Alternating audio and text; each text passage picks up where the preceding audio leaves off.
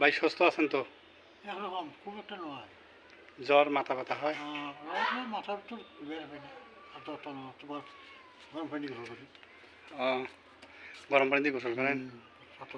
এরকম আছে। খাওয়া দাওয়া সঠিকভাবে হয়? খাওয়া দাওয়া তো খাওয়ার হয় না কিছু, খাওয়ার কম অল্প আর সোজা আর হয় না। চিকিৎসা কি করতেছে? চিকিৎসা খাবে কিছু হয় না। কিছু হয় না? না ওই যে রোগের বাদে যে বহুদিন ডাক্তার ওদিন গিয়ে 400 টাকার ওষুধ, 410 টাকা, না কিছু হয় না। ওই বিষয়টা কিছু ধারণা হয়।